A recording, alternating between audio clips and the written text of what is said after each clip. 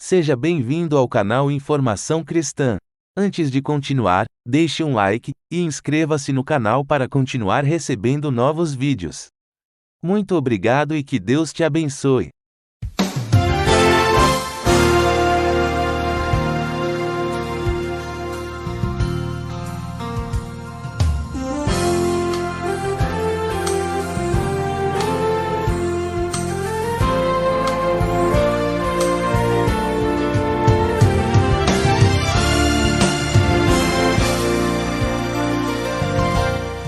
Deus tem planos para cumprir em nossas vidas.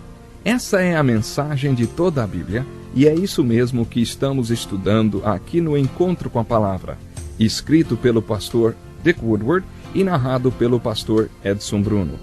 Fique atento a mais um programa que o Ministério Cooperativo Internacional leva a você. Com você agora, pastor Edson Bruno.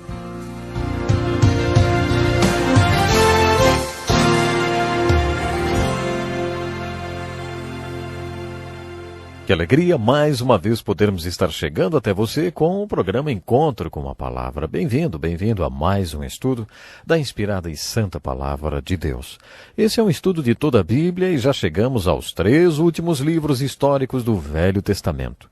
Pegue a sua Bíblia e abra no livro de Esdras. Siga comigo o estudo dos livros de Esdras e Neemias. Há algum tempo eu comentei que os 12 livros históricos do Velho Testamento podem ser classificados em 3 grupos. Primeiro, temos os 3 livros históricos chamados de livros históricos alegóricos, Josué, Juízes e Rute. Além de serem históricos, eles também apresentam verdades alegóricas. Temos depois os 6 livros históricos chamados de livros histórico-literários do reino. Já terminamos a leitura e o estudo desses livros. Restam ainda mais 3 livros históricos para estudarmos. Esses livros são classificados como livros históricos pós-cativeiro. O cativeiro babilônico foi um dos acontecimentos históricos mais importantes na história dos hebreus. Quando chegarmos aos livros dos profetas, estaremos preparados para encaixá-los dentro do contexto descrito nos livros históricos, porque já os estudamos. Quando localizamos os profetas historicamente, descobrimos que eles podem ser classificados como pré-cativeiro, durante o cativeiro e pós-cativeiro. À medida que você se familiarizar com a história dos hebreus, perceberá que o cativeiro babilônico foi um marco. Os 3 livros históricos pós-cativeiro são Esdras, Neemias e Ester. Os livros Esdras e Neemias foram denominados a sinopse dos evangelhos do Velho Testamento, porque os conteúdos desses 2 livros, o mesmo fato histórico. É interessante, os 2 livros tratam do mesmo acontecimento na história dos hebreus, que é o retorno do cativeiro babilônico. Quando apresentamos uma visão geral da história dos hebreus, eu disse que há 7 fatos na história dos hebreus que deveríamos conhecer. Um desses fatos históricos importantes é o retorno do cativeiro babilônico. Quando o reino do norte foi levado cativo para a Síria, as 10 tribos do norte foram extintas e nunca mais ouviu-se falar delas. Mas o reino do sul retornou do cativeiro da Babilônia. O reino do sul, o reino de Judá, ficou cativo na Babilônia durante 70 anos.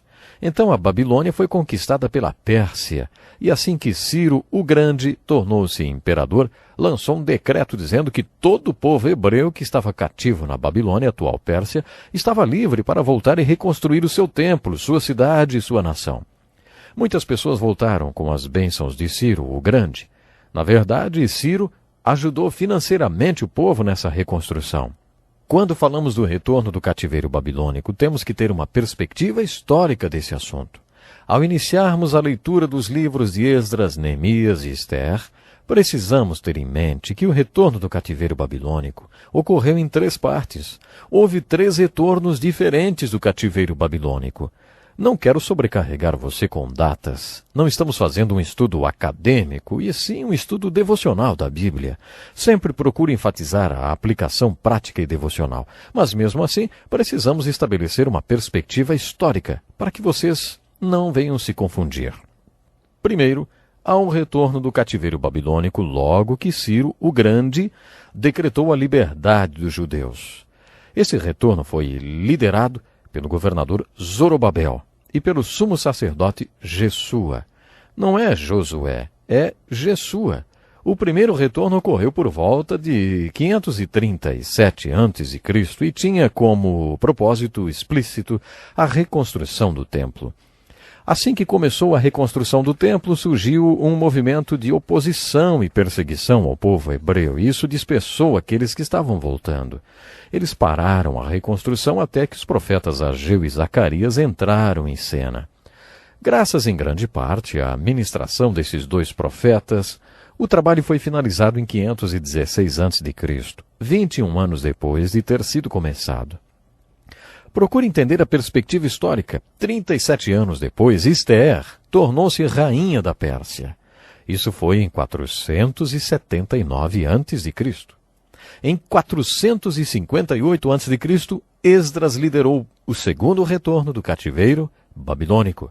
Deus organizou o primeiro retorno para a reconstrução do templo. Então Zorobabel e o sacerdote Jesua retornaram do cativeiro e em 21 anos o templo foi reconstruído. Mais tarde, Deus quis implementar um ministério dinâmico naquele tempo e por isso Esdras, que era um grande mestre das Escrituras, liderou o segundo retorno. Isso ocorreu 71 anos depois do primeiro retorno. Esse segundo retorno, sob a liderança de Esdras, ocorreu 58 anos depois que a reconstrução do templo foi concluída. Neemias liderou o terceiro retorno, 13 anos depois do segundo.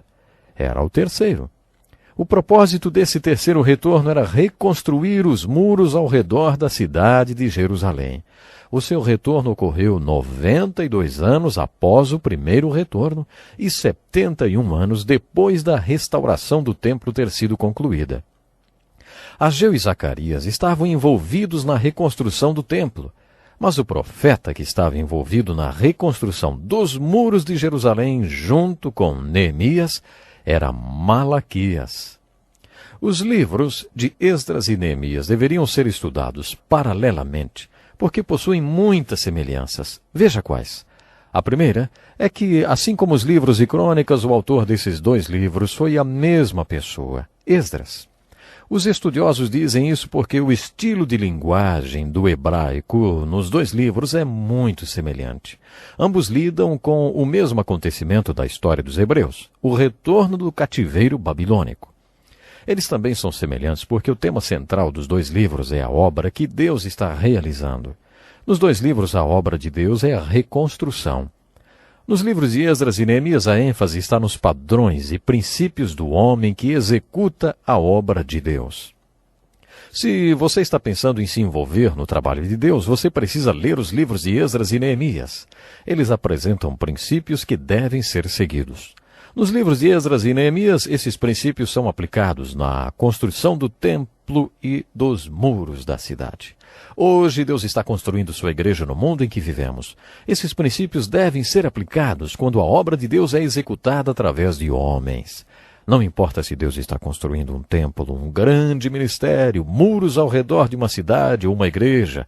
Outra semelhança entre os livros de Esdras e Neemias é que ambos apresentam ótimos modelos de liderança. Hoje, assim como nos dias em que os juízes julgavam em Israel, a liderança está falida. Hoje o povo de Deus precisa de modelos de liderança presentes sempre. E esses modelos nós encontramos nos livros de Esdras e Neemias. Esses líderes, Esdras e Neemias, eram diferentes no estilo de líder e dos talentos que eles tinham. Dentro de suas áreas de atuação, ambos foram ótimos líderes. Esdras era um escriba, um professor da palavra de Deus. Seu trabalho era mais voltado ao pastoreio. Neemias era um construtor pragmático e prático, um leigo. Esdras era um sacerdote e Neemias era um membro da congregação. Em Atos capítulo 6, lemos que os apóstolos decidiram que não deveriam mais administrar o programa de alimentação. Eles não deveriam largar a palavra de Deus para servir às mesas. Eles convocaram o povo de Deus e anunciaram: Irmãos, escolham entre vocês 7 homens de bom testemunho, cheios do Espírito e de sabedoria. Passaremos a eles essa tarefa e nos dedicaremos à oração e ao ministério da palavra. Todos os dons espirituais são espirituais, mas alguns dons espirituais são pastorais e outros são práticos. Esses dois grandes líderes ilustram essa distinção. Esdras é um exemplo de alguém com dom pastoral. Neemias era tão espiritual quanto Esdras, mas era um leigo prático e pragmático. Neemias era um construtor. Ele é um exemplo de gente que faz. Esses dois líderes eram muito diferentes. Mas, mesmo sendo tão diferentes, ambos são ótimas fontes de estudo de liderança. Continuando a destacar as semelhanças entre os livros de Esdras e Neemias, ambos relatam um grande avivamento e estruturaram seus livros também de maneira muito semelhante. Nos primeiros capítulos, temos o corpo básico dos livros, onde o trabalho de Deus é concluído. No mesmo lugar, nos dois livros, depois que o trabalho de Deus foi concluído, o povo afastou-se de Deus. Em Esdras, no capítulo 9, e em Neemias, também no capítulo 9, os dois líderes lamentaram o comportamento do povo de Deus. Suas orações de confissão e arrependimento provocaram um grande avivamento no meio do povo de Deus. Há ainda mais uma semelhança que eu gostaria de destacar.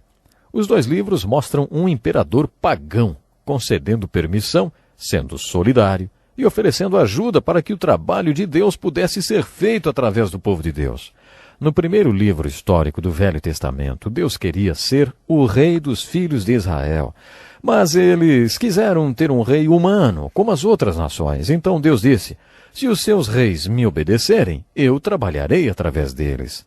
Mas Deus não encontrou um rei que o obedecesse. Depois de ter sido rejeitado pelo povo como rei, na época em que os livros de Esdras e Neemias foram escritos, Deus está usando reis pagãos para governar sobre Israel. Ciro, o Grande, era um imperador pagão e Deus trabalhou através dele. Deus trabalhou através de reis pagãos nos dois livros. Os dois livros iniciam-se no distante país do Império Persa e ambos acabam em Jerusalém. Jerusalém é onde a história realmente acontece. Assim como os 4 livros do reino e os livros de crônicas, esses dois livros mostram os dois lados da nação. Esdras nos dá uma perspectiva espiritual e Neemias nos dá a perspectiva nacional. Apesar dos livros de crônicas terminarem em derrota e desesperança e os livros de reis que relatam o mesmo período histórico também terminarem em derrota, desesperança e cativeiro, tanto o livro de Esdras como o livro de Neemias terminam em otimismo e esperança. No final dos livros de Esdras e Neemias, tudo parecia muito bem para o povo de Deus. Há uma passagem muito bonita em Jeremias 18, em que Jeremias recebeu a seguinte ordem: vá à casa do oleiro, e ali você ouvirá minha mensagem. Então Jeremias foi até a casa do oleiro. Jeremias pregava sermões usando símbolos. Era assim que ele exercia o seu ministério de profeta, de pregador. Jeremias viu um oleiro fazendo um vaso. O vaso ficou defeituoso. O oleiro quebrou o vaso.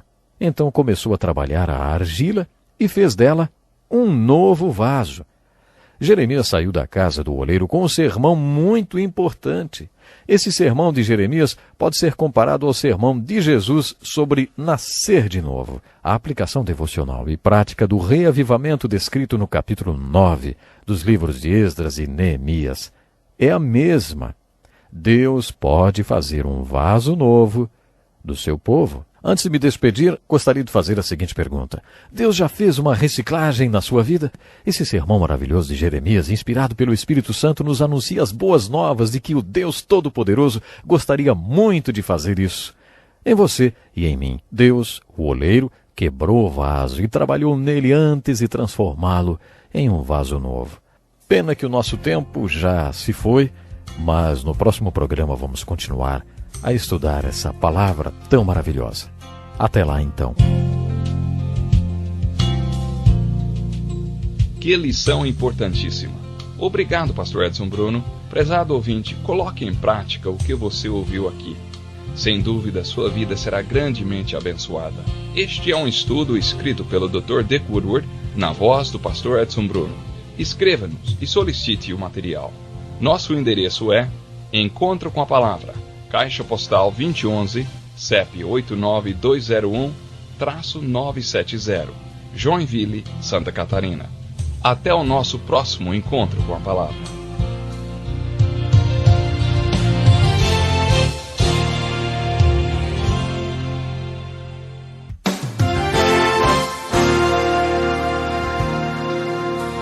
Esdras estudou a palavra de Deus com afinco.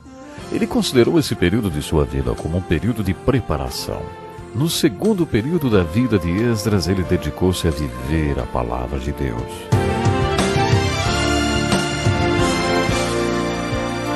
Muitas pessoas têm tido seus sonhos destruídos pela falta de confiança absoluta em Deus. A Bíblia está repleta de exemplos de grandes sonhos cumpridos para a glória de Deus. Encontro com a Palavra é um programa escrito pelo Dr. Dick Woodward e narrado por Pastor Edson Bruno. Ouça e descubra verdades que lhe ajudarão no seu dia a dia. Com você, Pastor Edson Bruno.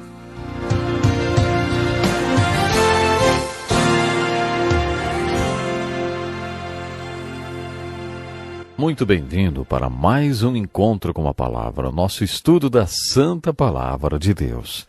Estamos estudando toda a Bíblia e o nosso estudo já nos trouxe até o livro histórico de Esdras. No estudo de hoje gostaria de focalizar o livro de Esdras. Apesar dos livros de Esdras e Neemias serem muito semelhantes, eles também possuem algumas diferenças. Por isso gostaria de estudar cada uma dessas distinções. Esdras não pôde ser sacerdote e nem exerceu sua função de sacerdote hebreu como faria em condições normais. Ao invés de entrar em desespero e dizer, acho que Deus morreu, nós lemos no capítulo 7, versículo 10, que Esdras tinha decidido dedicar-se a estudar a lei do Senhor e a praticá-la, e a ensinar os seus decretos e mandamentos aos israelitas. Esse versículo descreve a vida de Esdras. Visualize sua vida como uma torta cortada em 3 pedaços. Passamos 1/3 de nossas vidas com nossos pais, sendo nutrido por eles. Outro terço da nossa vida passamos com nosso companheiro ou companheira, criando os nossos filhos. Então, depois que os filhos saem de casa e o ninho se esvazia, vivemos mais 1/3 de nossas vidas com nosso companheiro ou companheira.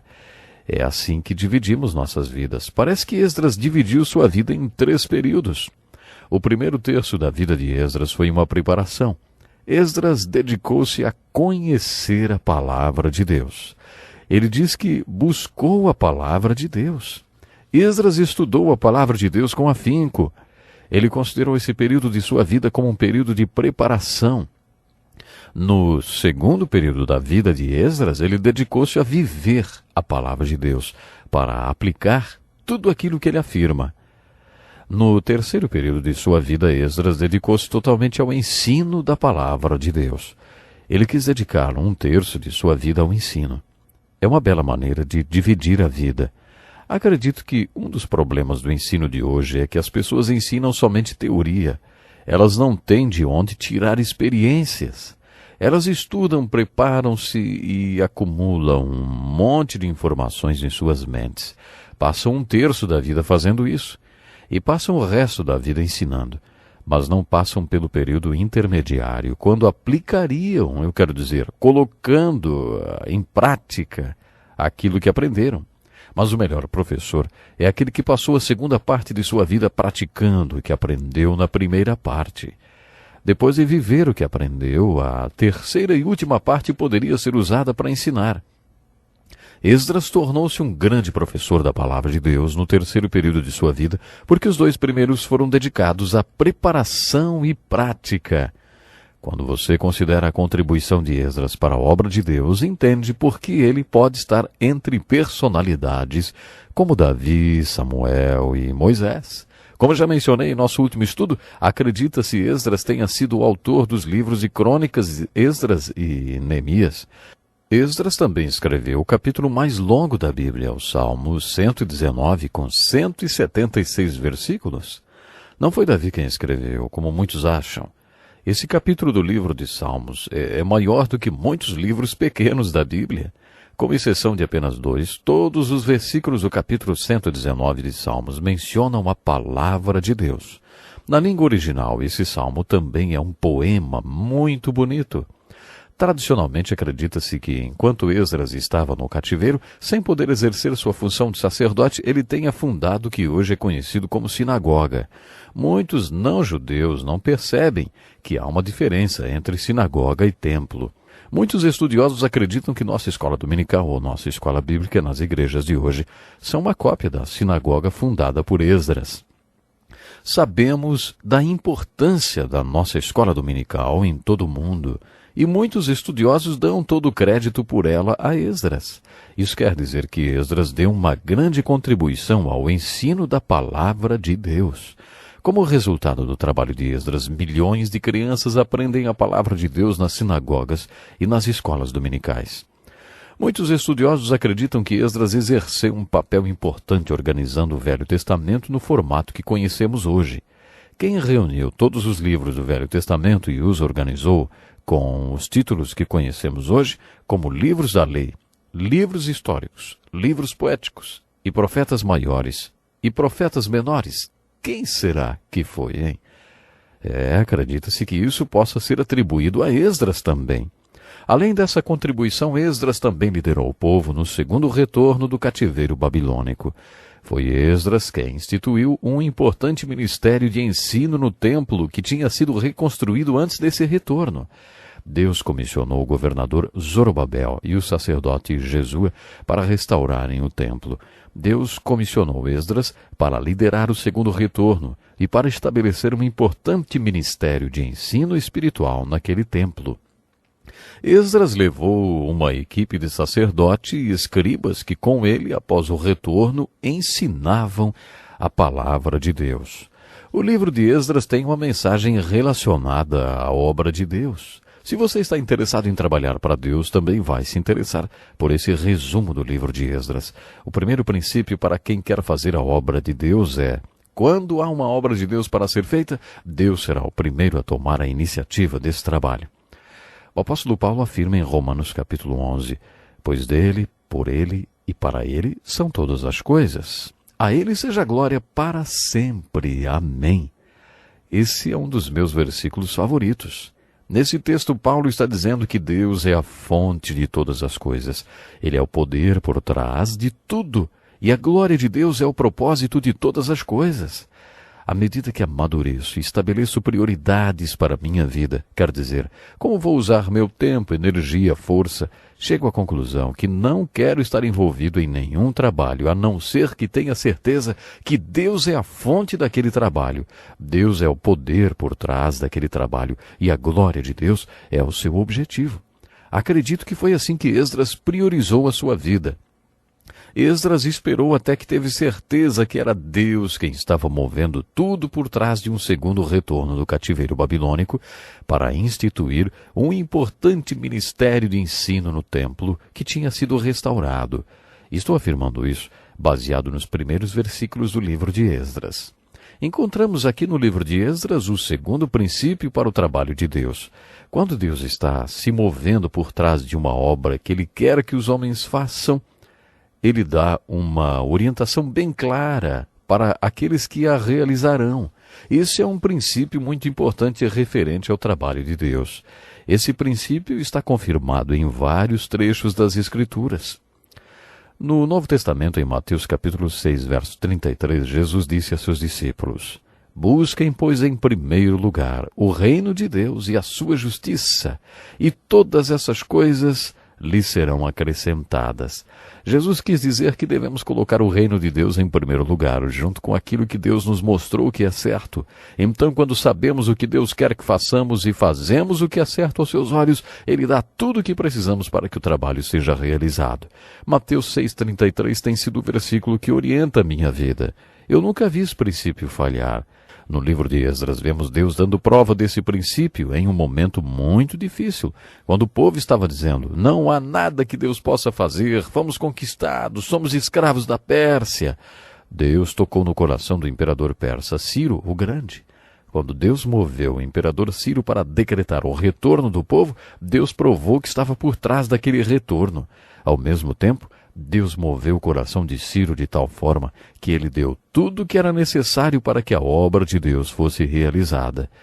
Um quarto princípio para o trabalho de Deus é: quando Deus quer fazer uma obra, Ele não vai apenas suprir as necessidades, Ele vai suprir de maneira abundante, muito além daquilo que pedimos e até mesmo pensamos. Temos um exemplo dessa grande verdade no livro de Esdras. Aqueles que retornaram não tinham só o suficiente para realizar o trabalho, eles tinham muito mais do que o necessário para a reconstrução do templo. E agora o quinto princípio referente à obra de Deus presente no livro de Esdras. Quando você estiver fazendo o trabalho de Deus, fique preparado para a seguinte estratégia de Satanás. O maior inimigo do melhor é o bom. Há um trecho muito intrigante no livro de Esdras, capítulo 3, versículos de 10 a 13, que diz: Quando os construtores lançaram os alicerces do templo do Senhor, os sacerdotes com suas vestes e suas trombetas, e os levitas, filhos de Asaf, com símbolos, tomaram seus lugares para louvar ao Senhor conforme prescrito por Davi, rei de Israel. Com louvor e ações de graças, cantaram responsivamente ao Senhor. Ele é bom, seu amor a Israel dura para sempre. E todo o povo louvou ao Senhor em alta voz, pois haviam sido lançados os alicerces do templo do Senhor. Mas muitos dos sacerdotes, dos levitas e dos chefes das famílias mais velhas, que tinham visto o antigo templo, choraram em alta voz quando viram o lançamento dos alicerces desse templo. Muitos, porém, gritavam de alegria. Não era possível distinguir entre o som dos gritos de alegria e o som do choro, pois o povo fazia enorme barulho, e o som foi ouvido a grande distância. Essa é uma ilustração muito convincente dessa verdade. O maior inimigo do melhor é alguma coisa boa. Esses jovens nunca tinham visto o primeiro templo, que representava o melhor de Deus. Quando foram feitos os alicerces para o segundo templo, esses jovens gritavam de alegria. Os alicerces do segundo templo eram a coisa mais linda que eles já tinham visto.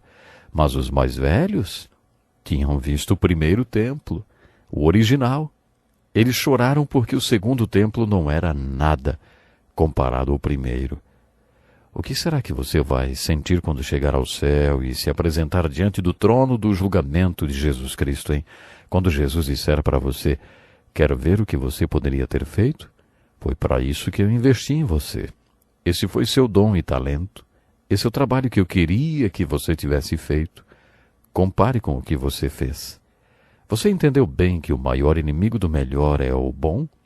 Essa ilustração no livro de Esdras é muito bonita. É um princípio do trabalho de Deus. Satanás vai tentar tirar a nossa atenção do nosso melhor para o trabalho de Deus, dizendo: faça alguma coisa boa. Não se desgaste fazendo o melhor plano de Deus para a sua vida. Há outros princípios para a obra de Deus no livro de Esdras. Infelizmente agora não temos mais tempo, mas vou abordá-los no nosso próximo encontro. Olha, não esqueça, hein? Tem um desafio para você. Não deixe o bom afastar você do melhor que Deus tem para a sua vida. Deus mesmo o abençoe nisso. E não esqueça de escrever para nós. Vem aí já o nosso endereço.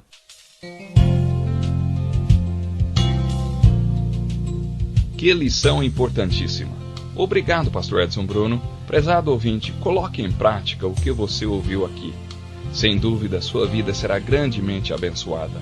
Este é um estudo escrito pelo Dr. Dick Woodward, na voz do pastor Edson Bruno. Escreva-nos e solicite o material. Nosso endereço é Encontro com a Palavra, Caixa Postal 2011, CEP 89201-970, Joinville, Santa Catarina. Até o nosso próximo encontro com a Palavra.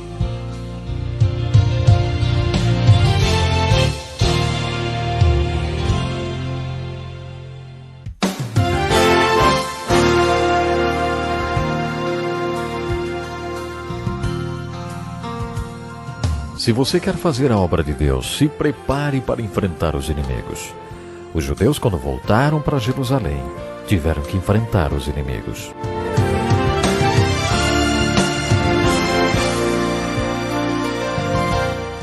Deus tem planos para cumprir em nossas vidas. Essa é a mensagem de toda a Bíblia, e é isso mesmo que estamos estudando aqui no Encontro com a Palavra, escrito pelo pastor Dick Woodward e narrado pelo pastor Edson Bruno.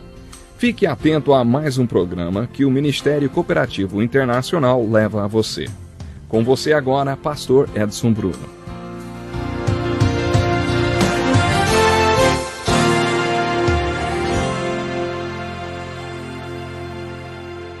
Estamos começando mais um encontro com a palavra e este é o momento de você pegar a sua Bíblia. Junte-se a nós nesta maravilhosa caminhada pela santa e inspirada palavra de Deus. Estamos estudando o livro de Neemias.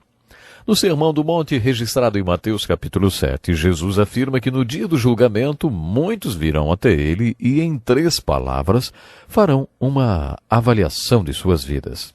Essas 3 palavras serão: realizamos muitos milagres. Assim, eles resumirão suas vidas. Jesus então fará a avaliação de suas vidas também em 3 palavras. Vocês praticaram o mal. E falará: nunca os conheci. Afastem-se de mim. Essas palavras de Jesus são muito impressionantes. Elas nos alertam quanto à possibilidade de alguém trabalhar para o mal enquanto acha que está envolvido em obras maravilhosas para Deus. O Dr. A.W. Tozer disse que quando chegarmos ao céu, uma das coisas que nos surpreenderá será descobrir que muito do que fizemos pensando que era o trabalho de Deus era apenas trabalho da carne. Na Bíblia, a palavra carne geralmente significa natureza humana, sem o cuidado de Deus. Como as pessoas podem se enganar tanto, hein? Quando estudamos o que chamei de a sinopse dos evangelhos do Velho Testamento, os livros de Esdras e Neemias, aí encontramos a resposta para essa pergunta. Em nosso último estudo, analisamos esses 2 livros. Uma das coisas que eles têm em comum é o tema que é a obra de Deus. O livro de Esdras nos mostra alguns princípios que devem ser aplicados por alguém que deseja realmente fazer a obra de Deus. O livro de Neemias nos mostra as características do líder que Deus procura para que sua obra seja realizada, quer ela seja realizada através de uma pessoa ou de um povo. Estudamos os livros de Esdras e de Neemias juntos porque esses 2 livros do Velho Testamento são gêmeos. Já vimos em que os 2 são semelhantes. Agora vamos começar a analisá-los separadamente. Em nosso último estudo, vimos os 5 princípios que devem ser aplicados por alguém que deseja realizar a obra de Deus. Vimos que Deus, que age por trás de tudo, sempre dará evidências claras para que aqueles que serão agentes do seu trabalho possam realmente fazer o trabalho. Vimos que o 3º princípio é que Deus faz os primeiros movimentos por trás de tudo, dando orientações claras a respeito do seu trabalho. Deus também provê todas as condições necessárias para que sua obra seja realizada. Depois observamos o 4º princípio que funcionará se a obra do povo for realmente uma obra de Deus. Deus não apenas supre, Deus provê infinitamente mais do que tudo que pedimos ou pensamos. O apóstolo Paulo nos exorta a entendermos as estratégias de Satanás. Não podemos ignorar os artifícios do inimigo. Ele é enganador. Satanás gosta de imitar e de enganar. Uma das maneiras que Satanás usa para tirar nossa atenção do melhor de Deus para as nossas vidas é: o maior inimigo do melhor é o bom. Quando Deus está trabalhando através de você, você experimenta o melhor de Deus. Satanás não quer que você viva o melhor de Deus. Ele é muito esperto e sabe que não vai impedir que você faça a obra de Deus tentando você a roubar um banco. Ele vai tentar você a fazer alguma coisa boa. Se Deus quer que você seja um médico missionário e se isso é o melhor de Deus para a sua vida, Satanás vai tentar você a ser um bom médico. Ele usará alguns dos seus melhores amigos para dizerem: ei, nós precisamos de bons médicos aqui. Por que é que você tem que exercer sua carreira no norte do Paquistão? Você vai tratar deles, mas eles nunca se converterão. Ao norte do Paquistão, a menos de 300 quilômetros da Rússia, China e Afeganistão, conheci alguns médicos. 4 deles eram cirurgiões que estavam servindo a Deus naquela região há 25 anos. Eles não tinham visto nenhum muçulmano se converter, mas estavam tratando de muçulmanos desde que se convenceram de que Deus tinha um lugar para eles ali e que estavam cumprindo o chamado de Deus naquele lugar. Eles me disseram que Satanás estava sempre usando os amigos e a família, através de cartas ou durante suas férias em casa, dizendo as mesmas palavras que eu usei anteriormente. Ei, nós precisamos de bons médicos aqui. Eu gostaria de continuar falando desse princípio do livro de Esdras sobre fazer a obra de Deus e não a do homem. Um 6º princípio que Esdras apresenta para nós está intimamente ligado ao princípio que acabamos de ver. Fique sempre preparado para a oposição que virá quando você tentar fazer a obra de Deus. Algumas vezes, quando as pessoas se dispõem a fazer a obra de Deus, assim que encontram oposição, perguntam: será que eu não entendi o sinal? Não segui bem as orientações? Será que estava tudo errado? Essas perguntas sugerem que a pessoa achava que não haveria oposição alguma quando está fazendo a obra de Deus. Há uma força do mal nesse mundo que trabalha através das pessoas, assim como o poder de Deus e do bem também trabalha através das pessoas. Se Satanás se opõe a tudo que Jesus Cristo está fazendo e quer fazer, deveríamos esperar a oposição quando Cristo trabalha através de nós. Algumas pessoas que se opõem a você não percebem que estão sendo embaixadoras de Satanás. Quando Jesus disse a seus discípulos que iria morrer em uma cruz, perguntou: quem os outros dizem que o Filho do Homem é? Pedro respondeu: tu és o Cristo, Filho do Deus vivo. Jesus disse: feliz é você, Simão, porque isso não lhe foi revelado por carne ou sangue, mas por meu Pai que está nos céus. E eu lhe digo que você é Pedro, e sobre essa pedra edificarei a minha igreja. Mas que elogio, hein? Jesus quis dizer que iria construir sua igreja sobre o fato de que um homem como ele podia receber tal revelação. Mas quase na mesma hora o Senhor começou a explicar que era necessário que ele fosse para Jerusalém e sofresse muitas coisas e que fosse morto. Pedro disse mais ou menos assim: o Senhor está louco! Pedro se opôs a Jesus. Então o Senhor disse uma coisa muito forte para Pedro. Ele nem sequer o chamou pelo nome. Jesus disse: para trás de mim, Satanás. Você é uma pedra de tropeço para mim. E não pensa nas coisas de Deus, mas nas dos homens. Jesus disse isso a Pedro quase no mesmo momento em que falou: feliz é você, Simão, porque isto não lhe foi revelado por carne, mas por meu Pai que está nos céus. E logo a seguir Jesus disse: para trás de mim, Satanás. Você não pensa nas coisas de Deus, mas nas dos homens. Quando você decide fazer a obra de Deus, encontra muita oposição, na maioria das vezes, de pessoas. O livro de Esdras nos diz que quando os exilados voltaram para Jerusalém para reconstruir o templo, os que moravam lá tentaram desanimar e assustar os que estavam voltando. Eles mandaram mensagens para o rei Ciro cheias de mentiras. E quando os judeus continuaram a construção de acordo com o livro de Esdras, os inimigos começaram a ridicularizá-los. Gozavam dos judeus, riam deles.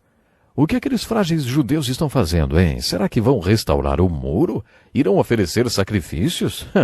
Será que vão terminar a obra num só dia? Será que vão conseguir ressuscitar pedras da construção daquele monte de entulho e de pedras queimadas? Os inimigos ridicularizavam os exilados. Esdras, na verdade, não viu isso. Ele chegou mais tarde. O segundo retorno, que foi liderado por Esdras, aconteceu muitos anos depois. A oposição era tão ameaçadora que os construtores tiveram que colocar guardas armados ao redor do templo. O livro de Neemias diz que quando eles estavam construindo o muro, tinham a ferramenta em uma mão e a espada na outra. Esses exilados literalmente tinham que lutar enquanto faziam a obra de Deus. Esse é um exemplo de oposição externa. Existe a ideia de que a oposição externa é mais fácil de ser enfrentada, porque ela é óbvia, e a esperamos de nossos inimigos. Ela está lá e podemos percebê-la. Você pode montar um plano de combate contra o plano deles. O segundo tipo de oposição é interno. Quando os exilados retornaram para a reconstrução do templo, os povos pagãos que então viviam em Jerusalém e em Judá aproximaram-se do governador Zorobabel e do sacerdote Jesua, que lideravam o primeiro dos 3 retornos. Esses pagãos disseram: vamos ajudá-los nessa obra porque, como vocês, nós buscamos o Deus de vocês e temos sacrificado a ele desde a época que o rei da Assíria nos trouxe para cá. Esses povos pagãos tinham sido conquistados pela Síria e deportados para a terra de Israel. Zorobabel e Jesua responderam: não compete a vocês a reconstrução do templo de nosso Deus. Somente nós o construiremos para o Senhor, o Deus de Israel, conforme Ciro, o rei da Pérsia, nos ordenou. Zorobabel e Jesua estabeleceram um princípio em relação à obra de Deus. O povo de Deus deve fazer a obra de Deus. Eu vou dizer mais uma vez, e eu vou repetir porque talvez você não entenda de primeira. O plano de Deus é usar o poder de Deus no povo de Deus para atingir os propósitos de Deus de acordo com o plano de Deus. E eu vou falar mais uma vez. O plano de Deus é usar o poder de Deus no povo de Deus, para atingir os propósitos de Deus, de acordo com o plano de Deus. Esse é um dos princípios que deveria nortear o trabalho de Deus. Quando você entende essa declaração, conclui que incrédulos não podem participar da obra de Deus. O livro de Atos descreve uma situação em que Pedro estava verificando o trabalho do evangelista Filipe. Filipe tinha batizado o homem chamado Simão, o feiticeiro, porque Simão tinha confessado a Jesus Cristo. Lemos que quando Simão viu o poder de Pedro e dos outros apóstolos, tirou um monte de dinheiro do bolso e ofereceu aos apóstolos porque queria comprar o poder do Espírito Santo. Pedro disse: pereça você e o seu dinheiro. O que Pedro disse em grego foi: vai para o inferno, você e o seu dinheiro. Na verdade, foi isso que Pedro disse a Simão, feiticeiro, e continuou: você não tem parte nem direito neste ministério, porque seu coração não é reto diante de Deus. Arrependa-se dessa maldade e ore ao Senhor. Talvez ele lhe perdoe tal pensamento do seu coração, pois vejo que você está cheio de amargura e preso pelo pecado. Pedro estava dizendo ao feiticeiro Simão a mesma coisa que Zorobabel e Jesua disseram ao povo pagão que queria ajudar a reconstruir o templo. Pedro estava dizendo a Simão: você não tem nada a ver com isso, porque o trabalho de Deus deve ser feito pelo povo de Deus. Você não tem nada com isso, apesar de ter professado sua fé. Bom, o nosso tempo já acabou hoje. Examine a sua vida, meu amigo, minha amiga. Você faz parte do povo de Deus? Você sente o poder de Deus na sua vida? Você pode responder sim a essas duas perguntas? Deus quer manter comunhão com você sempre. Pense nisso. Deus ama você e Ele quer usar você. Até o nosso próximo programa. Que lição importantíssima. Obrigado, pastor Edson Bruno. Prezado ouvinte, coloque em prática o que você ouviu aqui. Sem dúvida, sua vida será grandemente abençoada. Este é um estudo escrito pelo Dr. Dick Woodward, na voz do pastor Edson Bruno. Escreva-nos e solicite o material. Nosso endereço é Encontro com a Palavra, Caixa Postal 2011, CEP 89201-970, Joinville, Santa Catarina. Até o nosso próximo Encontro com a Palavra.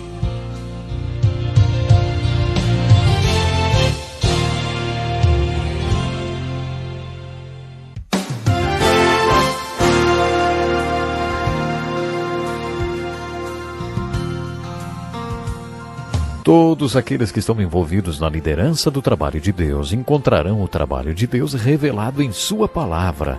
Esdras é um exemplo disso.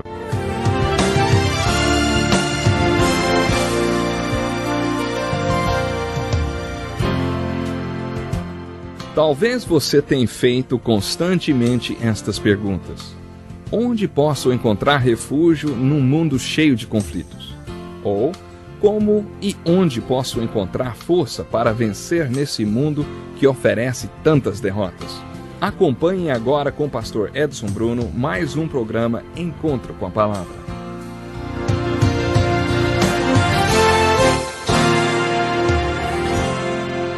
Muito bem-vindo para mais um programa Encontro com a Palavra. Este é um estudo do mais maravilhoso livro do mundo, a Bíblia. Nosso estudo já nos trouxe até o livro de Esdras, onde descobrimos princípios padrões que nos mostram se o trabalho com o qual estamos envolvidos é ou não um trabalho de Deus. Quando o nosso último estudo terminou, estávamos analisando o princípio padrão de um trabalho genuíno e autêntico de Deus. Um autêntico trabalho de Deus é conduzido por verdadeiros crentes e seguidores de Cristo. Incrédulos não participam de um trabalho de Deus genuíno.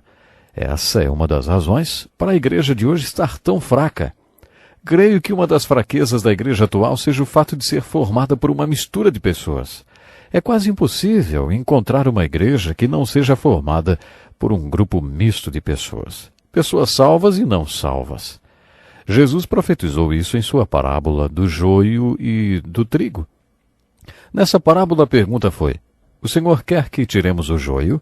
E a resposta: não, porque ao tirar o joio vocês poderão arrancar com ele o trigo. Deixem que cresçam juntos até a colheita. Os dois juntos, trigo e joio. O joio é muito parecido com o trigo. Jesus falou: Deixe os dois crescerem juntos, um dia vou separá-los. Por isso, é de se esperar que a igreja seja uma mistura de pessoas. Mas há um princípio padrão para a obra de Deus que explica por que nossas igrejas são tão fracas hoje. Em muitas de nossas igrejas não há qualquer critério na inclusão de um novo membro. Ninguém mais fala que a igreja é para os que creem. Com a aproximação da igreja da sociedade, existe o interesse em incluir na igreja os líderes das comunidades, pessoas de prestígio, com dinheiro, que possuam reconhecimento. Querem que essas pessoas sejam líderes das igrejas sem se importarem se são convertidos ou não. A igreja não pergunta mais: você realmente crê em Jesus Cristo? Você crê que Jesus Cristo é o seu Salvador e quer que Ele seja o Senhor da sua vida? As igrejas deixam passar a oportunidade de confrontar as pessoas com esse veredito da fé em Cristo. Estamos estudando no livro de Esdras o princípio padrão que diz que o trabalho de Deus deve ser executado pelo povo de Deus e não por qualquer pessoa que queira fazer parte da obra de Deus simplesmente porque é um bom negócio ou porque é politicamente correto. Imagine um profissional que precise conhecer muita gente. Um ortodontista, por exemplo, que não crê em Cristo, mas que precisa conhecer famílias com filhos pequenos. Esse profissional pode querer se tornar um superintendente de escola dominical de uma grande igreja de seu bairro, porque ele quer conhecer essas famílias. Conseguir isso seria muito fácil para ele, porque a maioria das igrejas da região ficaria orgulhosa em tê-lo como membro. Isso seria a quebra de um dos princípios padrões que Esdras nos ensina em seu livro. Agora, dá para você entender por que Jesus dirá para aquelas pessoas que alegaram terem feito grandes coisas: nunca os conheci, afastem-se de mim, vocês que praticam o mal. O princípio padrão número 7 é: Deus faz os primeiros movimentos. O Deus que orienta e que provê tudo o que é necessário para que sua obra seja feita derrubará qualquer oposição contra a sua obra. Essa promessa, princípio tão bonito, encoraja e traz esperança para os servos do Senhor que fazem a obra de Deus, combatendo a oposição com fé, espalhados por todo o mundo. Como servo do Senhor, creio nesse princípio de todo o meu coração. Baseado em minha própria experiência, creio sinceramente que quando Deus faz o primeiro movimento e o orienta em direção à sua obra, Ele provê tudo o que é necessário para que o trabalho seja feito. Pela graça de Deus, tenho vivido esse princípio padrão muitas vezes em minha vida e em meu ministério. Eu creio que o mesmo Deus de Esdras e de Neemias pode derrubar qualquer oposição ao seu trabalho hoje, como ele fez nos dias de Esdras e Neemias. A maravilhosa derrubada de oposição ao seu trabalho que Deus fez está ilustrada em Esdras capítulo 6, versos 6 até o 8. A mensagem tinha sido enviada ao governador Ciro dizendo que os judeus eram um povo rebelde, que tinham uma história de rebelião e aconselhava Dário a não deixar os judeus reconstruírem o templo. A oposição inventou muitas mentiras contra os judeus. Por um tempo, a obra de reconstrução foi proibida, até que os babilônios fuçaram em seus arquivos e descobriram que Ciro realmente tinha decretado a liberdade deles e fornecido material para que o templo pudesse ser reconstruído.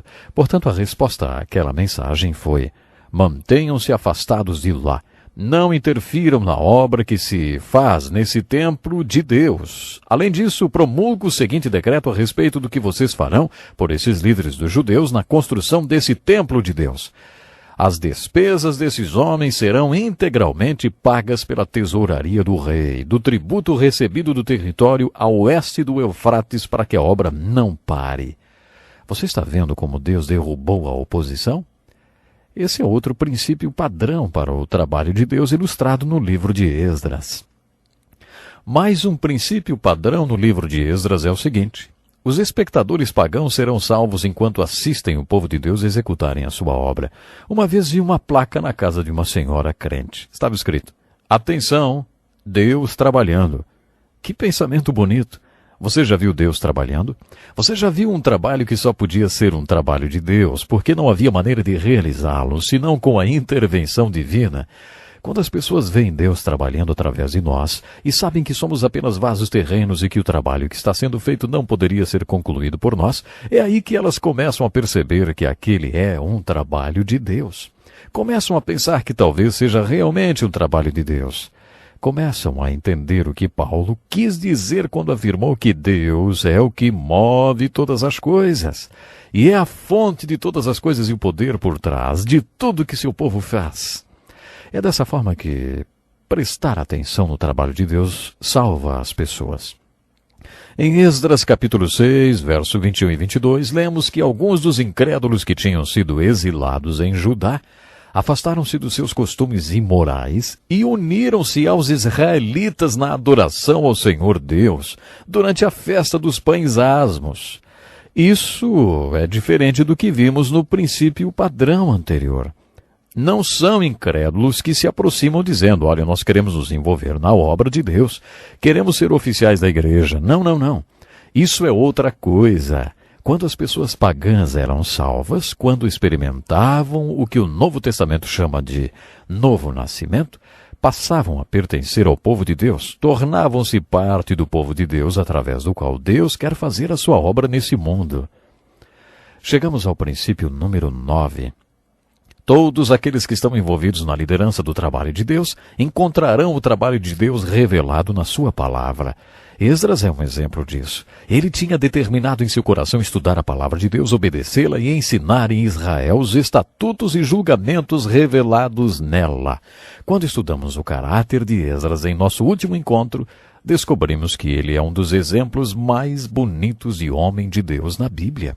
Esdras era descendente de Ilquias, que tinha descoberto os rolos das Escrituras no templo na época do rei Josias. A descoberta de Ilquias reacendeu o interesse do povo pela palavra de Deus. A vida e ministério de Esdras mantiveram acesa a chama do interesse pela palavra de Deus. Agora Esdras sabia o que era a obra de Deus porque ele estava conhecendo a palavra de Deus. Depois que essa missão foi cumprida, Deus quis instituir um importante ministério de ensino no templo. Foi por isso que Esdras voltou com todos os seus escribas e sacerdotes para ensinar no templo. Um bom exemplo disso é Cameron Townsend, que começou o movimento Wycliffe de tradutores da Bíblia. De onde Cameron Townsend tirou a ideia de que deveria haver um movimento para a tradução da Bíblia para os diferentes idiomas dos povos de todo o mundo? Ora, ele leu na Bíblia, em Apocalipse capítulo 5, verso 9, que no último dia ao redor do trono, nos céus, haverá pessoas que terão sido redimidas de todas as tribos, povos e línguas. O Espírito Santo soprou em seus ouvidos. Como chegaremos a esse ponto? É claro que eles ouvirão o Evangelho em seu próprio idioma. Cameron Townsend teve a visão dessa obra. Ele ficou incomodado com a necessidade de oferecer a linguagem escrita para todos os diferentes povos do mundo, de ensiná-los a ler e a traduzir a palavra de Deus para o seu idioma. O 11º princípio, padrão, está associado à palavra de Deus e é muito realista. Descobrimos que esse princípio padrão para a obra de Deus no livro de Esdras é verdadeiro e tem sido ilustrado através da história da igreja. Geralmente, depois que a obra de Deus é concluída, ele permite que seu agente humano caia, para que fique claro para todos que a excelência do poder era de Deus e não do homem.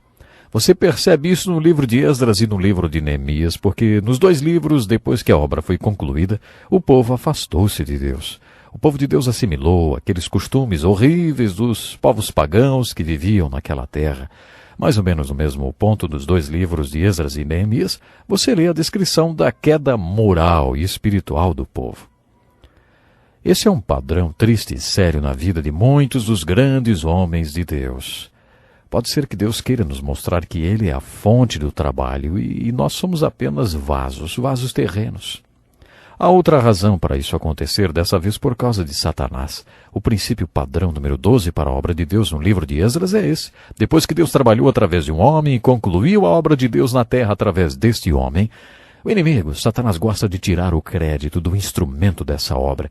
Uma vez ouvi um pastor dizer em uma grande conferência para pastores: tome muito cuidado com o que você fala depois de ter sido usado pelo Espírito Santo em um culto ou em uma pregação, hein? É comum as pessoas falarem as coisas mais estúpidas depois de terem pregado um ótimo sermão. Várias semanas depois fiz uma ótima pregação no culto da manhã de um domingo. Depois do culto, enquanto cumprimentava as pessoas na saída do templo, cumprimentei a um casal. A jovem senhora parecia estar no 10º mês de gravidez. Quando olhei para ela, quis dizer: vocês são novos na cidade? porque muitas famílias que frequentavam nossa igreja tinham acabado de mudar. Ao invés disso, olhei para ela e disse: "Bom dia, vocês são casados?" Ela olhou para mim chocada e ofendida. Eu nunca mais os vi na igreja outra vez. Eu pensei comigo mesmo: acho bom sempre me lembrar das palavras daquele pastor. Depois que o Espírito Santo usar você, dê uma volta, procure ficar quieto. Qualquer coisa menos tentar ser sociável, para evitar que você fale alguma besteira. Resumindo tudo isso, o que Esdras está nos dizendo o plano de Deus é usar o poder de Deus no povo de Deus, para cumprir os propósitos de Deus de acordo com o plano de Deus. Você faz parte do povo de Deus? Você tem consciência do fato que é um canal do poder de Deus? Espero que você possa responder sim a estas perguntas. Deus está esperando que você venha a ser um canal de muitas bênçãos, para ser usado por Ele. Até o nosso próximo programa. Que lição importantíssima. Obrigado, pastor Edson Bruno. Prezado ouvinte, coloque em prática o que você ouviu aqui. Sem dúvida, sua vida será grandemente abençoada. Este é um estudo escrito pelo Dr. Dick Woodward, na voz do pastor Edson Bruno. Escreva-nos e solicite o material. Nosso endereço é Encontro com a Palavra, Caixa Postal 2011, CEP 89201-970, Joinville, Santa Catarina. Até o nosso próximo encontro com a Palavra.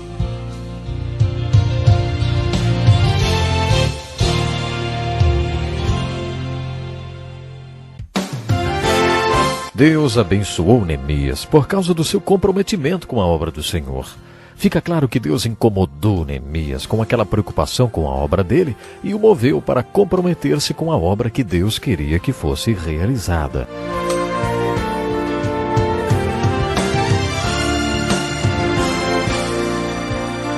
Muitas pessoas têm tido seus sonhos destruídos pela falta de confiança absoluta em Deus.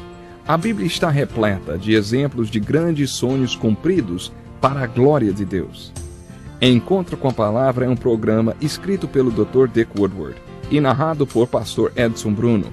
Ouça e descubra verdades que lhe ajudarão no seu dia a dia. Com você, pastor Edson Bruno.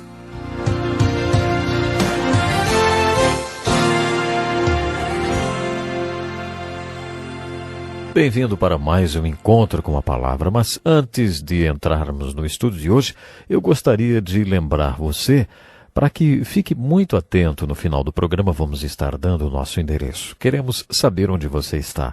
Portanto, nos escreva. Será uma alegria muito grande sabermos onde é que você nos ouve e também enviar material para você, para que você conheça um pouco mais sobre o Encontro com a Palavra.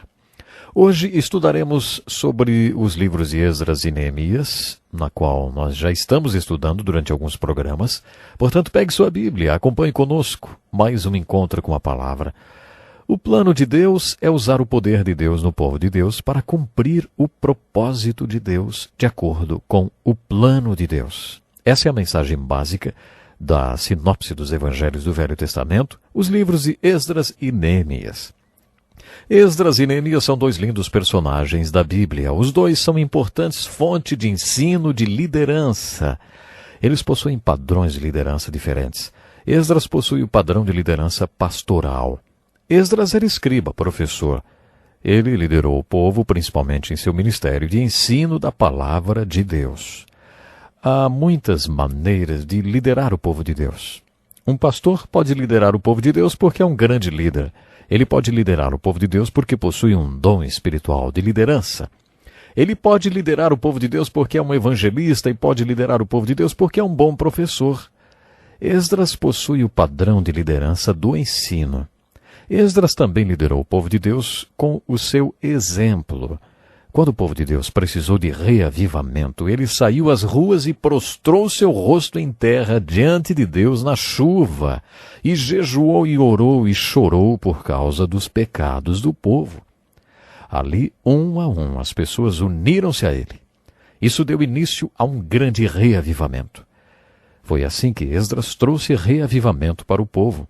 Neemias era um líder diferente. Quando ele era governador, o povo precisava de um reavivamento.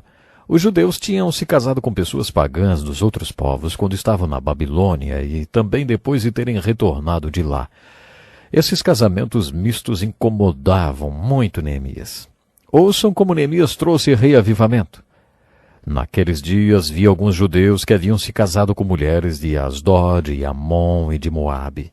Metade dos seus filhos falava a língua de Asdod ou a língua de um dos outros povos e não sabiam falar a língua de Judá. Eu os repreendi e invoquei maldições sobre eles. Bati em alguns deles e arranquei os seus cabelos. Fiz com que jurassem em nome de Deus e lhes disse: não consintam mais em dar suas filhas em casamento aos filhos deles, nem haja casamento das filhas deles com seus filhos ou com vocês. Dá para perceber que Neemias tinha um estilo de liderança bem diferente da de Esdras. Eu não conheço muitos pastores com esse estilo de liderança, mas era esse o estilo de Neemias. Você pode dizer que Esdras foi o arquiteto da obra de Deus e que tirou a planta desta obra da palavra de Deus. Mas Neemias foi o construtor. Neemias era mais prático. Ele era um pragmático homem de Deus. Neemias era o executor espiritual. Ele acreditava em pôr a mão na massa e só parar quando a obra de Deus estivesse pronta. Esses dois homens são excelentes modelos de liderança, mesmo sendo tão diferentes. Agora que vamos estudar o livro de Neemias, devemos procurar os princípios ou atributos de liderança que Deus quer encontrar no homem quando uma obra importante precisa ser executada. Leia o livro de Neemias e veja quais são essas características. Chamei o livro de Neemias de O Perfil de um Líder para a Obra de Deus. Essa é a primeira característica que Deus deve encontrar em uma pessoa quando quer alguém para liderar uma obra como a que ele quis executar nos dias de Neemias. Deus procura pessoas preocupadas com a obra que ele quer fazer. Como pastor, quando as pessoas me procuram para dizer: pastor, devemos fazer alguma coisa em relação aos jovens, estamos preocupados com eles. Quase sempre eu peço para que as pessoas venham trabalhar com os jovens. O que tenho percebido é que as pessoas que se preocupam com a obra geralmente são aquelas que Deus está chamando para fazer aquele trabalho específico. Um dos primeiros sinais de que Deus quer fazer uma obra através de você é você estar sempre preocupado com aquele trabalho. Portanto, como pastor, sempre procuro pessoas preocupadas com o trabalho específico que precisa ser feito. Se Deus deu a você uma preocupação por um trabalho em especial que precisa ser feito e se você está orando por ele, pode ser que Deus queira que você seja parte da resposta da sua oração. Vamos à segunda característica que Deus deve encontrar em uma pessoa quando ele quer um líder para a sua obra. Quando Deus quer uma pessoa para liderar, ele deve ter uma palavra de Deus com respeito à obra que ele quer que seja feita. Eu já disse isso em nosso último programa. As pessoas que fazem grandes obras para Deus, especialmente aqueles que descobriram obras grandes para serem realizadas, encontraram a visão desse trabalho na palavra de Deus. Elas tiveram revelação na palavra de Deus sobre a obra de Deus. Isso está ilustrado no livro de Neemias. Neemias mostrou que tinham uma grande preocupação com a obra de Deus. Em Neemias 1 e 4, nós lemos o que aconteceu quando ele soube que os muros de Jerusalém estavam derrubados e que a cidade era um monte de entulho. Quando ouvi essas coisas, ele diz: sentei-me e chorei. Passei dias lamentando-me, jejuando e orando ao Deus dos céus. Com isso vemos que Neemias se importava. Ele não era indiferente, ele realmente se importava e se preocupava com a obra de Deus. A seguir, lemos no capítulo 1, versículo 8 e 9, que Deus coloca a seguinte verdade no coração de Neemias: Jerusalém é o lugar que escolhi para viver e a minha cidade está em ruínas. Neemias recebe a palavra de Deus referente à obra que Deus queria que ele fizesse. Deus queria que Neemias reconstruísse os muros ao redor de Jerusalém.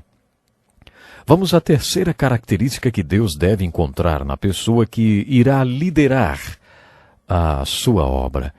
Deus deve encontrar uma pessoa comprometida com a obra que ele quer que seja feita. O homem ou mulher líder da obra de Deus deve preocupar-se com a obra de Deus. Essa pessoa deve ter recebido uma palavra de Deus com respeito à dele e deve estar comprometida com esta obra quando Deus lhe mostrar qual é. Neemias nos mostra seu comprometimento com a obra de Deus quando Deus revela qual é a obra a ser feita. Neemias nos mostrou seu comprometimento com a obra de Deus quando era copeiro do imperador. Naqueles dias, se você fosse copeiro de um rei, tinha que experimentar o vinho antes que o rei, bebesse aquele vinho. Se alguém tentasse envenenar o rei, você beberia o veneno e salvaria a vida do rei. Porque você, copeiro, é que morreria e não o rei. Como copeiro, Neemias estava frequentemente na presença do rei. Havia uma lei na Pérsia e Média que proibia que as pessoas se apresentassem com aparência triste ou negativa diante do rei. Tinha que sempre estar alegre, positivo, isso mesmo, dando risada. Naqueles tempos, eles estavam por dentro do assunto de pensamento positivo já. Eles sabiam que devemos ser positivos, que quando alguém pergunta como vai, não devemos dar uma resposta triste nem negativa. Se você estivesse deprimido na presença do imperador da Pérsia, poderia ser morto. Sempre tinha que estar feliz diante dele. No segundo capítulo de Neemias, lemos que um dia o imperador olhou para Neemias e disse: "Por que seu rosto parece tão triste?" Neemias conta que teve muito medo. O rei disse: "Essa tristeza só pode ser do coração." Neemias escreveu assim: "Com muito medo, orei ao Deus dos céus." Nessa hora, Neemias mostra seu comprometimento. Como não estaria triste o meu rosto se a cidade em que estão sepultados os meus pais está em ruínas e as suas portas foram destruídas pelo fogo? Neemias poderia ter sido morto por isso. Basicamente ele disse: Sim, eu estou muito triste e eu vou dizer por quê." Neemias poderia ter sido executado naquela hora. Por isso ficou com tanto medo e respondeu em atitude de oração. Mas o Senhor estava com Neemias. Foi o que a resposta do rei mostrou. O rei perguntou: "O que você gostaria de pedir?" Depois de uma oração rápida, Neemias respondeu: Se for do agrado do rei, e se o seu servo puder contar com a sua benevolência, que ele me deixe ir à cidade onde meus pais estão enterrados, em Judá, para que eu possa reconstruí-la." Você provavelmente já conhece a história. O imperador não só concedeu o pedido a Neemias, como também forneceu tudo o que ele precisava. Deus abençoou Neemias por causa do seu comprometimento com a obra do Senhor. Fica claro que Deus incomodou Neemias com aquela preocupação com a obra dele e o moveu para comprometer-se com a obra que Deus queria que fosse realizada. Veremos agora a quarta característica que Deus deve encontrar na pessoa que fará sua obra. Onde não há visão, o povo perece. O líder da obra de Deus tem que ter uma visão. O líder de Deus não apenas terá essa visão, como compartilhará essa visão com outros. O líder sempre divulga sua visão a respeito da obra de Deus. Quando ele voltou para Jerusalém, nós lemos o seguinte: "Eu não contei a ninguém o que Deus havia posto em meu coração que eu fizesse em Jerusalém." Ele se referia à visão. "Então eu lhes disse." Nesse momento, Neemias compartilha a sua visão. O povo de Deus respondeu: "Sim, vamos começar a reconstrução." E começaram a trabalhar. Neemias foi um líder com uma visão da obra e compartilhou a sua visão com o povo de Deus. A quinta característica do líder de Deus é que ele é um líder com seguidores que estão envolvidos na obra de Deus ao seu lado. Quando um líder tem uma visão de Deus e compartilha essa visão, o povo de Deus o segue. A sexta característica encontrada no líder de Deus é uma pessoa que sofre crítica quando lidera a obra de Deus. Se você não aguenta críticas, então não faça nada. Se você não quer sofrer críticas, assuma. Você nunca vai fazer nada.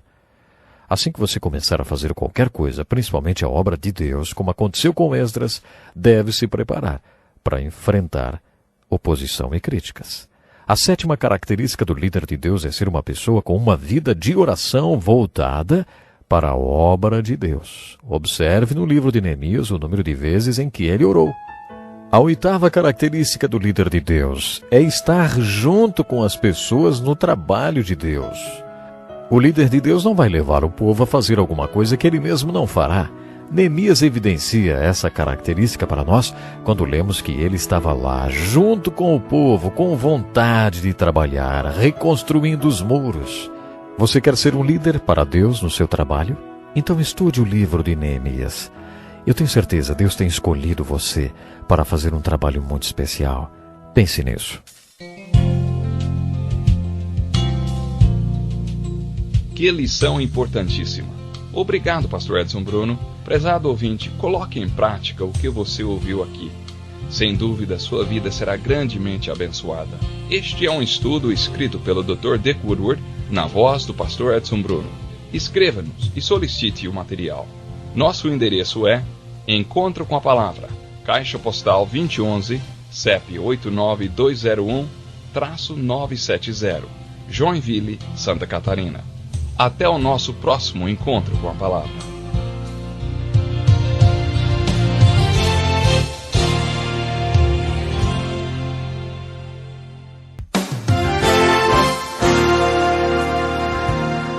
Neemias estava focalizado em um objetivo e não tirou seus olhos daquilo que Deus tinha colocado em seu coração. Ninguém conseguia tirar Neemias da obra de reconstrução do muro. Ouvimos ele dizer: estou executando uma grande obra e não posso descer.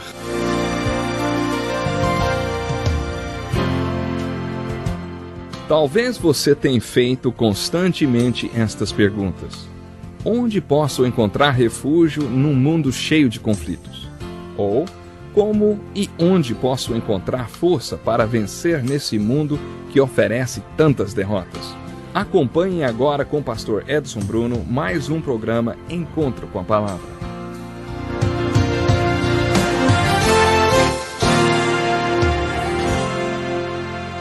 Muito bem-vindo a mais um estudo da Santa Palavra de Deus. Quando o nosso último estudo acabou, estava compartilhando com vocês algumas características que um líder deve ter. E essas características estávamos observando na vida de Neemias. Já vimos 9 dessas características em nosso último estudo. Dando continuidade, passaremos à 10ª característica do líder de Deus. Ele deve ser totalmente dedicado à obra de Deus. Ouça esses versículos do capítulo 4. Dessa maneira, prosseguíamos o trabalho com metade dos homens empunhando espadas desde o raiar da alvorada até o cair da tarde. Naquela ocasião, eu também disse ao povo: cada um de vocês e o seu ajudante devem ficar à noite em Jerusalém, para que possam servir de guarda à noite e trabalhar durante o dia. Eu, os meus irmãos, os meus homens de confiança e os guardas que estavam comigo, nem tirávamos a roupa, e cada um permanecia de arma na mão. Essa acaba sendo uma ilustração muito perfeita do que significa dedicação. Observe que Neemias diz nós, quando descreve essa definição de dedicação, vamos dizer assim. Ele estava fazendo tudo o que aquele povo dedicado também fazia. Neemias foi um líder muito dedicado à obra de Deus. A 11ª característica é: o líder de Deus é uma pessoa com visão objetiva. A visão objetiva pode ser uma característica negativa ou positiva. Adolf Hitler tinha uma visão objetiva. Hitler tinha seus objetivos bem focalizados. Ele ignorou tudo que seus generais e conselheiros tentaram lhe dizer. Adolf Hitler não ouviu nada do que o resto do mundo em sã consciência tentava falar para ele. A visão objetiva em um homem como Adolf Hitler é muito negativa. Mas a visão objetiva pode ser uma característica positiva de um homem de Deus que está fazendo a obra de Deus. Neemias estava focado em um objetivo que não o deixava tirar os olhos daquilo que Deus tinha colocado no seu coração. Ninguém conseguia tirar Neemias da obra de reconstrução do muro. Ouvimos Neemias dizer: estou executando uma obra e não posso descer. Por que parar a obra para ir encontrar-me com vocês? Muitas pessoas tentaram de todas as formas enganá-lo e fazê-lo descer do muro, mas não conseguiram desviá-lo do seu objetivo. Ele tinha o seu objetivo bem focado e ignorava o que aquela gente dizia. O que aqueles frágeis judeus estão fazendo? Será que vão restaurar o seu muro? A vida de Neemias ilustra positivamente a visão objetiva. Nunca vou me esquecer da primeira vez que ouvi sobre visão objetiva. Há muitos anos ouvi o vice-presidente de um grande estaleiro falar para um grupo de executivos. Ele foi convidado a dar uma palestra para homens de negócios sobre como conseguia contratos tão grandes para construir navios quando as outras construtoras navais não chegavam nem perto daquilo que sua empresa oferecia. Seu estaleiro tinha acabado de fechar um contrato para construir um imenso navio. Um imenso cargueiro, ou seja, 38 milhões mais barato do que a menor proposta concorrente na licitação. Aqueles executivos queriam saber o segredo daquele grande sucesso. O palestrante disse: visão objetiva. Temos que ter uma visão objetiva. Temos que ignorar quando os outros dizem: não dá para fazer desse jeito. Determinação. Esse é um conceito encontrado na Bíblia muito importante. Esse conceito é muito importante em qualquer área. Ouça essa ilustração engraçada sobre determinação. Um agente de seguros amigo meu me disse que um homem deu entrada com um pedido de indenização com uma lista enorme de lesões inimagináveis. A ação indenizatória era por lesões corporais e de um valor muito alto. No formulário, no campo onde dizia causa do acidente, o homem escreveu falta de consciência. O agente escreveu de volta para ele e perguntou: o senhor pode me dar maiores informações sobre esse negócio de falta de consciência? O homem escreveu respondendo: eu trabalhava como pedreiro. No dia do acidente eu estava trabalhando sozinho no telhado de um prédio de 6 andares. Quando acabei meu serviço, descobri que tinha sobrado um lote de tijolos. Para não ter que carregá-los para baixo à mão, decidi usar a talha no andaime que já estava instalado na lateral do prédio e estacionado no último andar. Depois de amarrar a corda no chão, fui até o topo do prédio outra vez, subi a caçamba e a carreguei com os tijolos. Depois desci novamente para o térreo e soltei a corda, segurando-a com firmeza para que a caçamba com os tijolos descesse bem lentamente. Conforme escrevi no campo 11 do relatório do acidente, meu peso era de 71 quilos. Eu não imaginei que eu pudesse ser puxado para cima tão rápido e na hora não tive a presença de espírito necessária e não soltei a corda. Nem preciso dizer o que aconteceu. Comecei a subir rapidamente para o topo do prédio. Quando estava próximo do 3º andar, passei pela caçamba que estava descendo rapidamente. Isso explica as fraturas do crânio e a clavícula, mas a subida continuou ainda e muito rápida e só parou quando metade dos dedos da minha mão esquerda entraram na roldana. Isso explica as dilacerações da minha mão. Felizmente, a essa altura eu recuperei minha presença de espírito e continuei segurando fortemente na corda, apesar da dor. Mas quase que simultaneamente a caçamba com os tijolos atingiu o chão e o fundo dela se desprendeu. Sem o peso dos tijolos, a caçamba agora estava aproximadamente pesando 20 quilos. Como você pode imaginar, comecei a descer rapidamente pela lateral do edifício. Quando me aproximava do 3º andar, passei pela caçamba que vinha subindo rapidamente. Isso explica a fratura dos 2 tornozelos, os ferimentos nas minhas pernas e quadril. Esse segundo choque com a caçamba desacelerou a descida, o que impediu que lesões maiores acontecessem quando eu caí sobre a pilha de tijolos. Felizmente quebrei apenas 3 costelas. Lamento informar, entretanto, que quando caí sobre os tijolos, fiquei paralisado pela tamanha dor, impossibilitado de levantar. Apenas pude olhar aquela caçamba vazia, numa altura de 6 andares. De novo, não tive presença de espírito, perdi a consciência e soltei a corda. Essa é uma boa ilustração do que chamamos de determinação. Hoje ouvimos muito falar sobre determinação. Neemias nos mostra que a visão objetiva ou a determinação é uma das características de um grande líder. Neemias nunca perdeu a sua presença de espírito. Neemias jamais soltou a corda. A 12ª característica ilustrada por Neemias é: o líder de Deus é uma pessoa com fortes convicções. Observe como Neemias tem um sentimento forte em relação à obra de Deus. No capítulo 5, Neemias percebe que tem alguma coisa errada, que algumas pessoas estão roubando outras com cobrança de juros. Neemias os força a entrar em acordo para que não cobrem juros dos seus companheiros judeus. Você se lembra como Neemias tratou aqueles pais que tinham permitido que seus filhos casassem com pessoas de outros povos? Neemias os amaldiçoou, bateu neles, os derrubou no chão e puxou seus cabelos. Ele faria a mesma coisa com esses judeus espertinhos. Quando você observa a maneira como Neemias lidava com essa gente difícil, percebe que ele era um homem de fortes convicções. A 13ª característica do líder que Deus usa ele é uma pessoa muito confiante. Neemias sabia que estava fazendo uma grande obra. Ele tinha certeza que Deus o havia chamado para fazer aquele trabalho.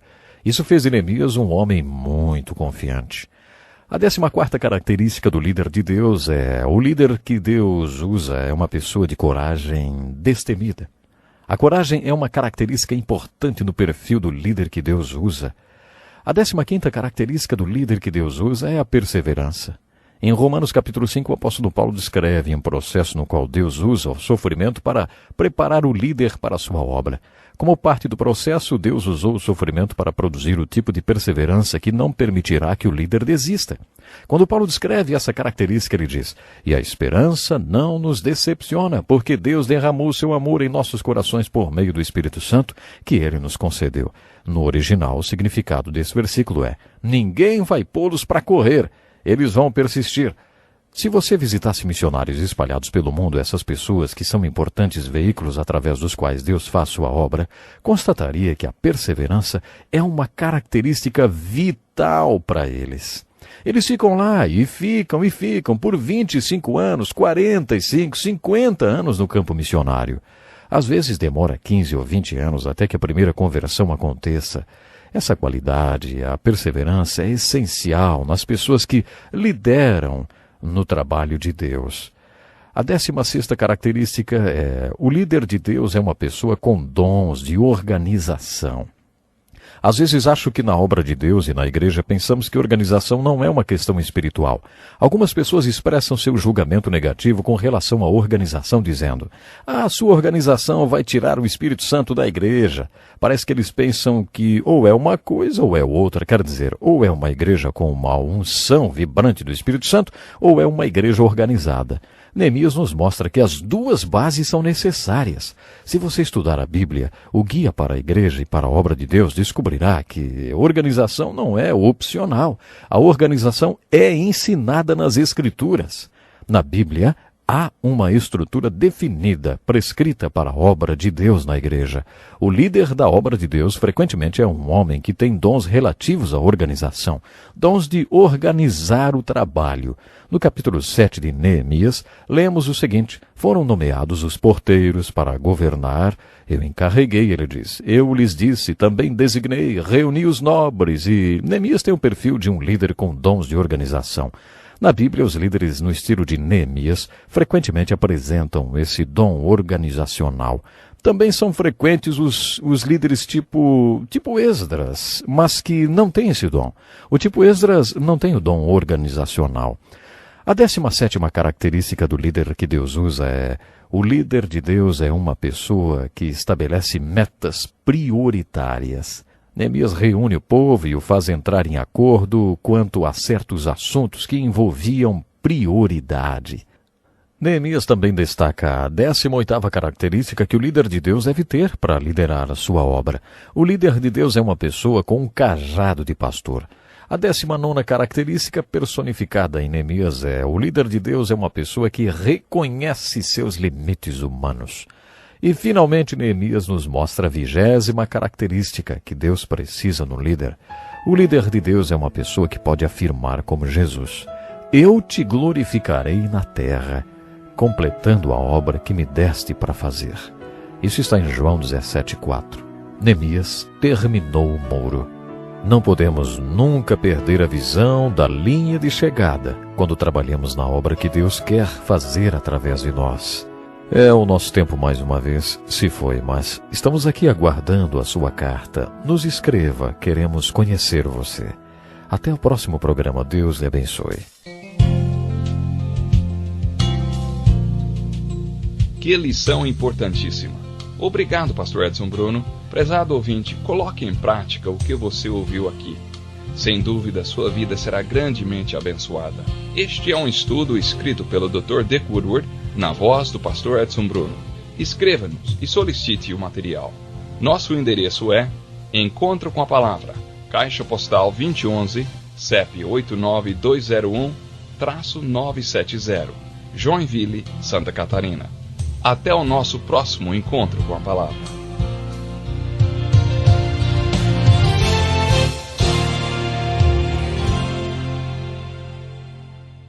Obrigado por ter assistido um vídeo do nosso canal Informação Cristã.